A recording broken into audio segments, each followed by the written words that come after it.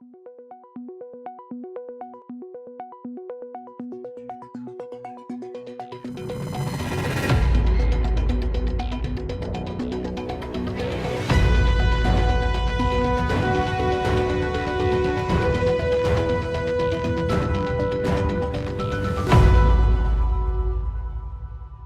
to Deep Dive. I'm your host, Kevin Benedict. I want to thank you for joining us today. I'm so excited to be able to introduce Tifenn Dano Kwan, the Chief Marketing Officer for SAP Ariba with us today. Thanks for joining us, Tifenn. Kevin, it's my pleasure. So Tifenn, where are you calling in from today? I'm calling in from my office here in beautiful Palo Alto. That's great. I'm here in beautiful Boise, Idaho studio today. So when you and I were talking offline here, Tifenn, you were preparing questions for a really cool interview you're about to do. Tell us about that. Well, the first week of June, our community in Europe is converging to Barcelona. We're going to have an amazing event. This is the 2019 edition of SAP Ariba Live. And our keynote speaker this year is Amal Clooney. So I'm very, very excited. She's an extraordinary woman, a role model, a human rights leader, and I can't wait to see her on stage and have a great conversation. I can't wait either. I happen to have the pleasure of being there as well. And when I told my wife and daughter, and my daughter's 25, so both of them are very familiar with them all. They both were like desperately saying, please get us in, figure out a way of getting us in. They just want to hear it. I bet. Yes. It's going to be really interesting and absolutely timely with our campaigns, which is designed to help the world spend better through the power of our procurement and supply chain community. So talk to us about the venue a little bit. Is in Barcelona? Where in Barcelona? It's going to be right in the center of Barcelona. We're going to have a very dedicated space for it. We are also hosting a sustainability summit and an executive forum at the Soho House of Barcelona. So we're really bringing our experience up a notch and ensuring that we give our audience an extraordinary time together with a lot of very varied topics. Obviously, we're going to talk about innovation. We're going to talk about the future of procurement, supply chain, spend management. We're going to talk about creating incredible, long-standing experiences with our community, and talk also about the power of being part of SAP. SAP is going through also a big change. We're entering the experience economy, which is incredible. It's very, very exciting. It's a new time for all of us. And SAP Ariba, SAP Fieldglass, now part of this big intelligent spend group together with Concur, are really embracing this big time. And we're going to offer our customers the ability to become very strong, intelligent enterprises powered by intelligent spend management and companies who can thrive in this experience economy. Oh, well, thank you for sharing that. Hey, just off the cuff question here. I always hear about SAP Ariba, and then Fieldglass was kind of joined in last year to be part of that. And I always kind of hear ... Concur. So, I mean, when is Concur going to be pulled into that whole group as well? Well, we're already part of that group. We have a very strong connection point. In fact, we're building our intelligent spend management narrative, strategy, roadmap in accordance to connecting all three brands and all three companies together so that we can offer a unified, insight-driven, informed view of spend across all key categories for an organization, whether it's travel and expense, external contingent workforce, or the traditional source-to-pay procurement services and offerings and goods and services. So we're very excited about this. And as always, it always takes time, for organizations to come together, but we have a very strong ability to work well together. We're part of the same company. We are all advancing with a common bigger goal, which is to help the world spend better so that it can run better and improve people's lives. So I think this is very exciting to see this coming. And we're very, very excited to partner with our extended community of partners, developers, influencers to really make this a reality for our customer community. Well, thank you for sharing that. So for those of you out there in the big community that haven't had an opportunity yet to meet Tifenn, tell us a little bit about yourself. Absolutely, Kevin. Well, look, my name is a little bit bizarre. A lot of people ask me, so where are you from? And we detect an accent. I'm actually from France, a little city on the west coast of France. Beautiful place. I grew up there, and most of my family is actually based in France. But I had the travel bug for the longest time. I was always curious to see the world. And when I got the chance to make it a reality and really work outside internationally, I took it. And I used to live in Montreal in Canada. I lived in Australia, I lived in Singapore, and for the past 9 years almost in the US.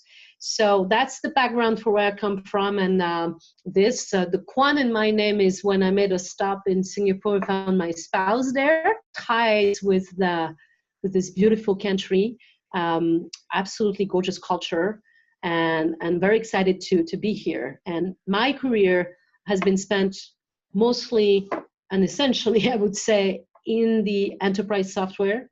I used to work for the business intelligence world, starting at MicroStrategy, then joining Cognos, then Business Objects, and I actually joined SAP through Business Objects in 2006. So I've been around with SAP for quite a while now, and they've given me different assignments around the world, but always within the field of marketing. I've had a passion for communication, a passion for connecting, federating people, federating ideas, creating beautiful events, campaigns, messages, and working together with this vibrant community. So I feel very privileged to be here.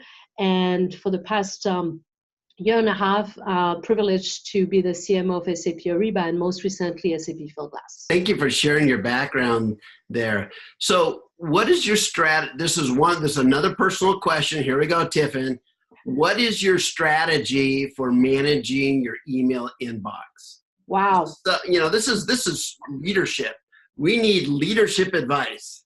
That's a great one. Okay, so I'm gonna share it live with you. I have those to-do lists every single day, and I've tried to do it digitally, but I have to write. I'm a super visual person, so I have to-dos everywhere, and I keep on using literally those type of pens and go one by one to do it. I cannot stand having more than 20 unread emails, so I'm a stickler for it. I have to really be very structured, organize things, and that's what I do first thing. I look at the emails, I make sure I respond as quickly as I can to the people, my stakeholders, my team, colleagues, so that I don't have to think about it. It's done. As the right thing you do, like you brush your teeth. Well, I go to the office and that's what I do first. And then I go through the to-do list to make sure that all the things that are important are done and go through it. In general, I'm a fairly structured person, so I like to have things in good order. It helps to go through the motions, and I'm a very visual person. So you're gonna see me with a lot of to-do lists, and I keep concentrating them and aggregating them. What helps also, obviously, is the incredible team that assists me every single day, keep me, sane, and send me sometimes reminders on things that I need to do as well. So I have a fantastic team that supports my office, my assistant, and incredible leadership team with whom I work very closely with. So all of that helps. So do you file your email or do you just delete them? I never delete any single email. I keep all of them. And I do it by quarter. So every quarter I have by dates the list of emails. And do you file them all or do you just leave them in this giant inbox? I put them by quarter. So they are all they're dated. So I don't file them by topics. I found that this becomes completely crazy at the end of the day. So my emails are not there. My personal folders are done also by dates. And then if I see critical topics like Ariba Live Barcelona, believe me, I do have a folder for this one. So this is how I keep things. That is so helpful. Thank you for sharing that. So what part of your job do you like the most? This. Talking Interacting. to Kevin. Having conversations, inspiring, convincing, exchanging, feeling inspired as well. It's the connection with people that I love the most. That's so much fun. So Ariba is the world's largest B2B network. So tell us what that network word really means in the context of Ariba. I can give you this in the context of global trade. How about that? Yeah. Because if you look at the total value of global trade every year, now we're reaching about $25 trillion of annual transactions in goods and services, including external contingent workforce around the world annually. The Ariba network at this point is crossing over $3 trillion in transactions. It captures more than 10% of that total value. Wow. It's twice the amount captured by Alibaba, Amazon, and eBay combined. If we were a country, we would be the 5th largest economy in the world. That's how big this is. In annual transaction, cumulatively over the past 25 years, we're talking about a bunch of trillions, a lot, many, many trillions. So the power of the value of this network is the amount of transaction it captures, the amount of data that flows in and out of a network, but I would say the cumulative value of spend. And why, when you look at the value of the network, what it brings to the community of not only buyers and suppliers, but also the developers, the partners who are actually connected through our platform, is an ability to really help our companies spend in ways that really advance the world.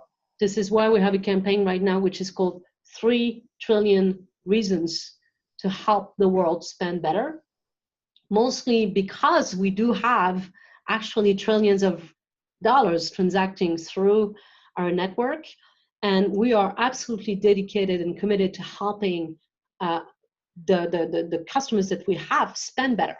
And what it means by spend better, you can spend smart, you can spend efficiently, you can spend compliantly. At the end of the day, is to make the world a better place.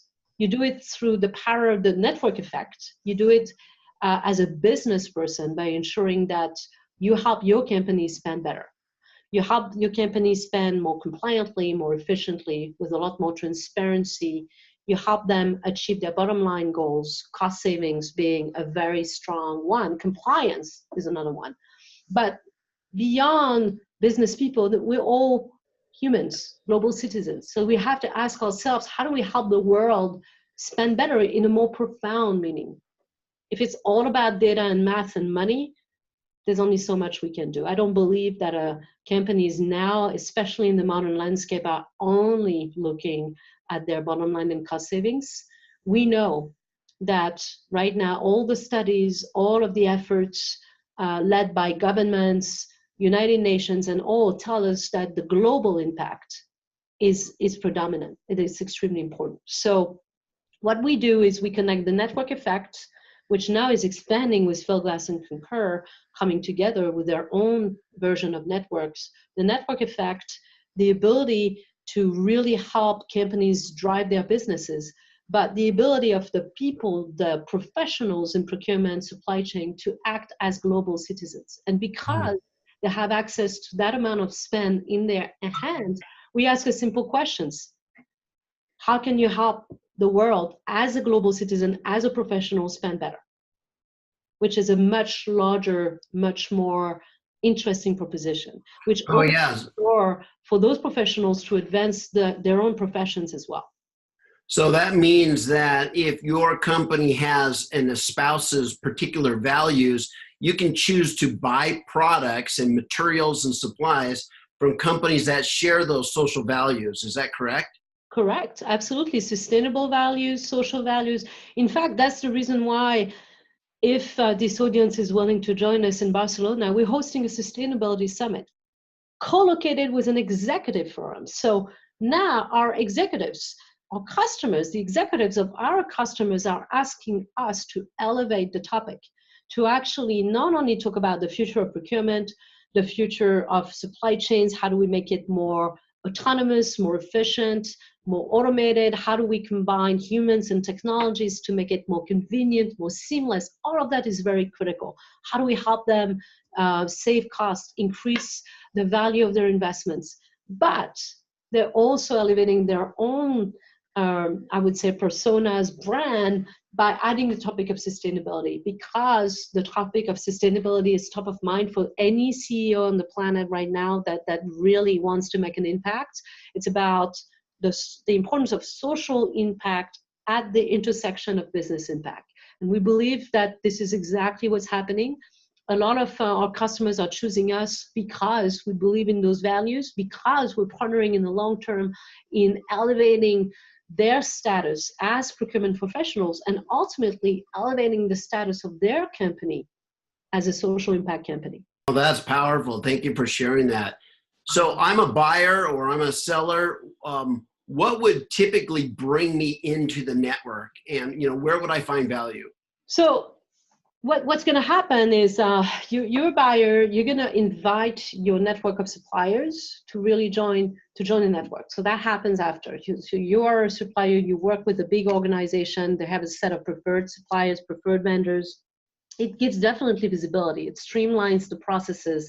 It allows companies to have a more seamless engagement with each other from the source all the way to pay, so that they can gain more efficiencies, more cost savings. They can have a complete view and transparent view of the entire process end to end, and really connect the front office with the back office all in one place. It transits through the network, so we are bringing this community together, and we're able to really facilitate that seamless, autonomous process by adding more value, more automation, more, I would say, AI-infused ease of doing business. So it's all about empowering our community to do their activities more effortlessly, with more ease, and just ensuring that as they progress in the complexity of a procurement process, sometimes it can be very simple, sometimes it can be quite complex. They have a choice. They're going to go either very deep in the complex elements, and they have an ability to do that, or they're going to go a click away in processing simple things. You shouldn't have to do 8 clicks to order a stapler within your own organization. It should be super simple, and this is what our offering gives. And all of this transits through a very powerful network that allows us to really, I would say, bring this value of procurement, the total value of procurement and spend within an organization, and at a macro level when we look at the power of the spend around the world. Got it. So if I'm a big supplier, what would entice me or encourage me to go to SAP Ariba? I would probably have customers that would ask me to support them on SAP Ariba. And maybe I could look across the list and find other companies I'm selling to on it. So I can say, well, that'll help me be more efficient because I can sell to all these guys in the same way, right? That's right. But usually what we see in the big, I would say, companies, that usually the customers who go through the network is they like to standardize the access for the suppliers in one place. And they usually invite them through the network so that they can make the connections more consistent and more efficient. So huge top of mind for your client as a supplier to be shortlisted as a preferred supplier, to be part of the processes that they give end to end. So from a buyer standpoint, they're going to have access to a very specific user interface. They're going to have an ability to invite all of their suppliers. And sometimes when you're a big beverage company or big automotive companies, we're talking about thousands of suppliers. You want to have one consistent view of how you manage your pool of suppliers, instead of having ad hoc access and suppliers that are in or out of the network. This is not a preferred way of doing. Everything that our customers demand are efficiencies, convenience. So we're trying to really make that happen for them by streamlining the process, having one process that is very consistent across the suppliers. This is why we invite their suppliers to come to the network so that they can have one aggregated view of their suppliers. They can have access to all of the interfaces that help them manage the relationship with the suppliers. And on the other hand, the suppliers have that same access too. Through this, they have an ability to have also an ability to manage their own relationship with their customers. So that works both ways. Oh, that's brilliant. I used to do that. Matter of fact, I used to run supply chain enablement, and we use spreadsheets, so I can certainly appreciate the value you're sharing with us there. So talk to us about marketing. Let's put on your we can take off your product hat and put on the marketing hat. And tell me, in the last 10 years, how have you seen marketing evolve around you? Enormously. I mean, it's one exciting area as a professional to see the role of marketing evolving so rapidly, especially in the B2B world. And what we see is the power of digital marketing coming in full force, the power of personalized marketing. I like to say that everybody is going to move towards a Netflix and Amazon-like experience, and it's true. The one thing that everybody should work with right now is a mobile, right? Because this is the modern way of doing business. And again, it goes back to an autonomous work. Who wants to go through too many interfaces? Nobody does. And it's the same thing with marketing. Who wants to accomplish so many tasks in a manual way? Nobody does. So one of the things that marketing does and has evolved to do is to automate the way we promote, the way we communicate, the way we engage with our audiences, is the ability to capture the voice of the customer, the voice of the market in a way that is more seamless. And I do believe that marketing is going to become very, very prominent even more as the world gets more digitized. So you see, I would say, an increase in digital channels, online channels. I mean, the best example is you and I talking today. It's a digital channel. We could have done on site and you could have posted it, but no, we decide to do it through an interface, which is a digital interface, which obviously is giving you easier access to data. You can post information. It's seamless. It's faster. Well, that's exactly what marketing does. We want to have access to ways to engage with our audience, which is easier, faster, more modern, has an ability to be more data oriented so that we can become more connected to the business. So marketing is not just, I would say, a brand shop or an event shop. It is becoming a business shop. And the conversations now we have with our sales counterparts or product counterparts are very different. We're able to have conversations about customer sentiment, an ability to understand really what they want, what they care about. We have an ability to pull very specific set of data that inform the preferences, the personal preferences of our customers. And all of this should be designed for one thing and one thing only, is to support and service our customers the best way we can and offer the optimal service. So I do believe that marketing has evolved tremendously to support that. More personalization, greater experiences for our customers through the power of digital. Got it. Well, thank you so much for taking time out of your busy schedule, Tifenn, and your preparation for these big interviews and the big program in Barcelona. I'm so excited to be joining you there. And if anybody else is out there that wants to look about or consider attending, you can go to SAP Ariba and look at SAP Ariba Live Barcelona 2019. You can find that information out there. It's going to be a stellar event, isn't it, Tifenn? It's going to be absolutely amazing. It was a lot of fun, a lot of beautiful experiences. We cannot wait. And I can't wait to see you there. All right. Thank you, Tifenn. Thank you, Kevin. And thank you all out there for joining us today.